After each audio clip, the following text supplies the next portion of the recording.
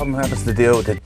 Question number 1 from 2017 FRQ. We're dealing with a firm operating in a perfectly competitive marketplace. And in answering a question like this, you're going to need to make sure that you have all the concepts down so you understand just how a firm reacts in that marketplace. So the question starts off and it says corn is used as food, all right, as an input to the production of ethanol, an alternative fuel. Okay, so corn is an input here, all right. Assume corn is produced in a perfectly competitive market. First thing it wants us to do is to draw correctly labeled side-by-side graphs for the corn market and a representative corn farmer. On your graph, show each of the following. So one of the first things we need to do is we need to understand that we're operating in this perfectly competitive marketplace and that the firm takes its price from the market. Okay, so we're going to start off and draw this market for corn.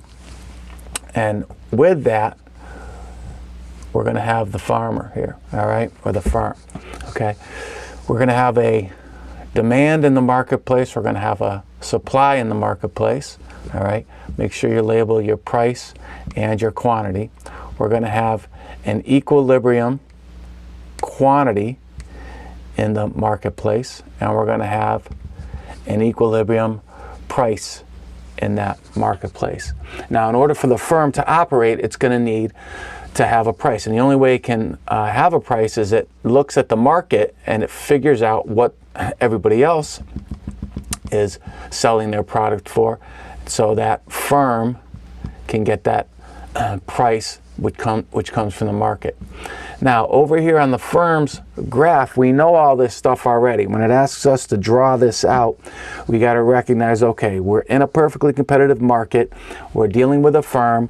We know that it's going to be asking us a bunch of questions related to what's the quantity in the marketplace, what's the quantity that the firm's producing. And it says here in A2, the profit we need to label the profit maximizing quantity of corn produced by the representative farmer earning zero economic profit. So right then and there, we know it's operating in the long run because it's earning a zero economic profit. And at this point, we want to draw in here the marginal revenue, the demand curve, average revenue, and price. Good old Mr. Dart. That curve right there is very important. The next curve we want to do is the marginal cost curve, all right? And when we do those two curves first, the marginal revenue, marginal cost curve, we know that this is the area that I think they want us to label it QF, the quantity that the firm will be producing at that point, okay? And it's telling us this farmer's operating, earning zero economic profit, positive accounting profit, but zero economic profit. So what we're going to do is we're going to draw in there that ATC, that average total cost curve, with its lowest point crossing the marginal cost curve adjacent to that marginal revenue curve there. All right, so you want to make sure that it looks like this. It's very important that you have it drawn like this to show zero economic profit. The next thing they want us to answer is, it says assume the demand for ethanol increases. Okay, so that product that's being made with corn from this market, the demand for it increases. And so it says on your graph in part A, show what will happen to each of the following in the short run. What's going to happen to the market price and quantity of corn labeled P star and Q star. Let me bump that up so we can see that a little bit. P star and Q star. So, well, what's going to take place is that we see, it tells us right now, the demand increases for ethanol. So in the corn market, we're going to see this demand increase for this. So we can shoot that demand curve out there. All right, and then it says indicate what's happening here to quantity star and price star. All right, so quantity increased and price ended up increasing as well. Okay, make sure you have this arrow in there indicating that demand increased and label D to D1. Make sure there are two different labels there because they are two different demand curves. All right, it then says It also wants to see the area of profit or loss earned by the representative farmer, shaded completely, and it has that underlined, okay?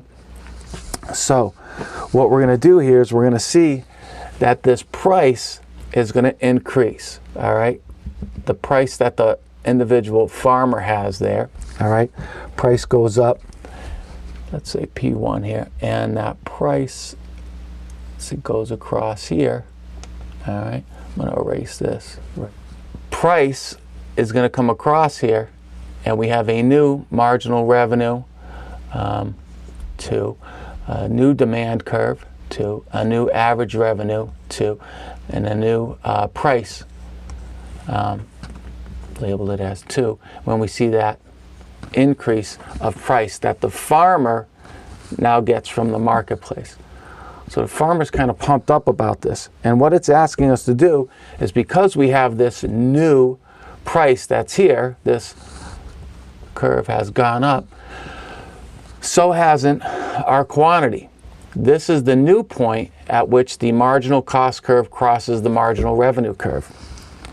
And I'm going to, that it indicates, I don't think it gives us what they want to label it, but I'm going to call it QF2, all right? And it's important, I'm going to change colors here, it's important to see that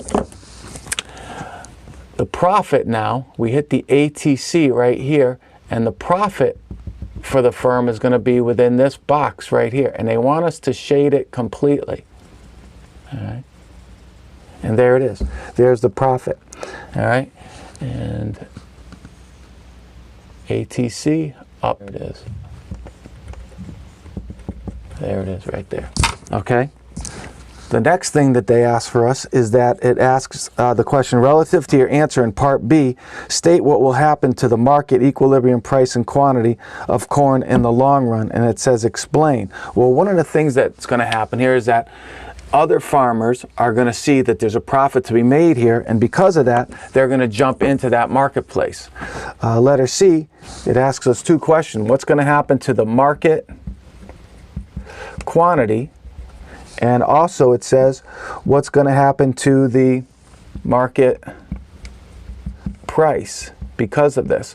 Well, I'm not going to draw it out here, but when you see profits being made, other farmers are going to jump into this and increase the supply. And if we increase this supply curve out, you'll see that the quantity is going to increase even more and the price is going to drop. So what we would say here is that quantity is going to increase and price is going to decrease for C. D says soybeans are produced in a perfectly competitive market. Assume farmers can grow either corn or soybeans on the same land. What happens to the price of soybeans in the next planting season if the price of corn increases? Well, what's going to happen to soybeans is, if I'm a farmer growing soybeans, I'm going to say bye-bye soybeans. I'm going to jump into that corn game and get paid. So when you see a question like that, how are they going to relate to each other? All right. You need to know that it's asking the question, what happens to the price of soybeans? Well, we know that the price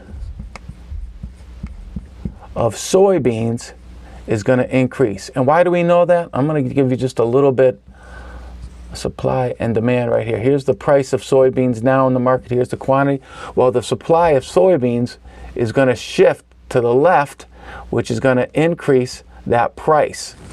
And if I have to tell you, because of the profits in the corn market. All right. Okay. What's going to happen? The farmers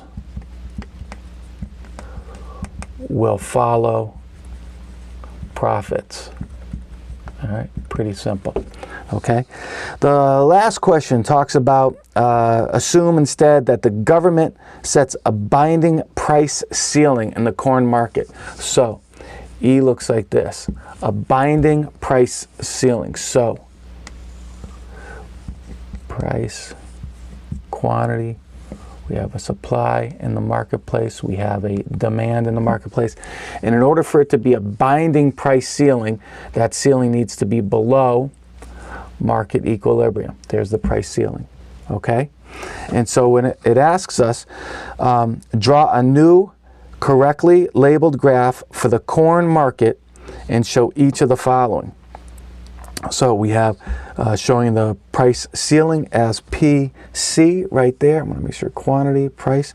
And then it says the quantity purchased by consumers in the corn market labeled QP. There, in that market, there's only a supply that's going to be given right here.